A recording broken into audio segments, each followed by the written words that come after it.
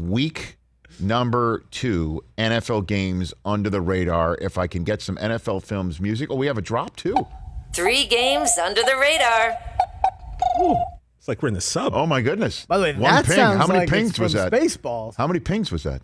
That was multiple pings. Bing. All right, can I get some NFL Films music, please? Let's go. Mr. Feller here. All right, here they are. Put them up on the screen. As always, I'll give you one late, couple early if I can. Saints-Panthers. Saints-Panthers. Saints-Panthers. I could say it again, Saints-Panthers. How many times have we talked about this season in the NFC South being it's the Bucs and everyone else? The question is who's going to lead the everyone else? Who's going to have the opportunity to go ahead and be the everyone else and really challenge the Bucs? Because at some point you're going to face them, and definitely in that locker room you're going to look at each other and say, we believe. And the question is who's going to emerge from this game at 2-0? Because if the Panthers win this one, they've got a short week visit to Houston to have a Thursday night kickoff to week number 3, and then the Saints turn around and visit New England. Sean Payton versus Bill Belichick. Come on now. If they're 2-0 going into that game and Jameis starts winging it around and they're 2-0 and they're staring at a back-to-back about the Giants at home, which we're assuming they will be the actual home at the Washington football team in a bye, this is it. I think this is a big game. The winner is 2-0 and can sit there and say we're tied with Tampa. The other one, in the early window, I'm going to go with this one because you've got the AFC East matchups. You've got the Bills and the Dolphins, which I think is on a marquee.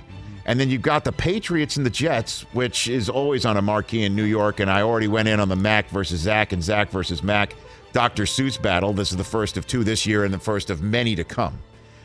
I'm going to go Denver at Jacksonville, and I went higher register there because Denver has the opportunity to be 2-0 to start this season, but both wins on the road.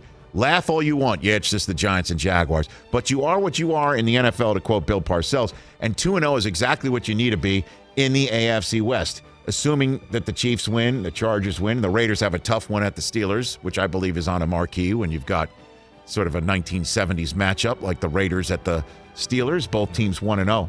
I'm going to go with Denver right there. And then I need to see how Jacksonville responds to the absolute beatdown, tail whipping, curb stomping, however you want to put it. That was the worst football day of Trevor Lawrence's life, despite throwing 300 yards, and the worst football day for Urban Meyer. What an egg to come out of the gate in the first foray as HC in the NFL. And how does he respond? How does the team respond to Urban's response? How does all of that throw in the mix with him saying, I'm not interested in USC? It took all of 1 week for them to lose dreadfully and then a college job of note to come open. How will the Jaguars respond? Trevor Lawrence's first home game, remove the Saints logo, put the spotted cat right in the middle of the field. Let's see how it goes. I want to see that game. And then late window with the Rams taking on, with the Chargers taking on the Dallas Cowboys. Obviously, that's on the marquee in week number 2 in the late window games. Let's talk about Titans at Seahawks. How will the Titans respond to that beatdown? Oh, they got to go all the way up.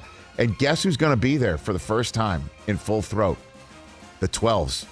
Don't forget, no fans in Seattle last year. And Seattle was playing all those playoff games. They're playing the playoff games without 12s. The 12s are going to be back, and they could be 2-0, which they have to be in the NFC West with everybody playing the way that they are playing.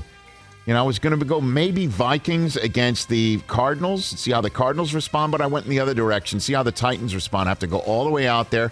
What's Julio Jones going to look like after getting called out? What's it going to look like with Derrick Henry and everything that went down last week?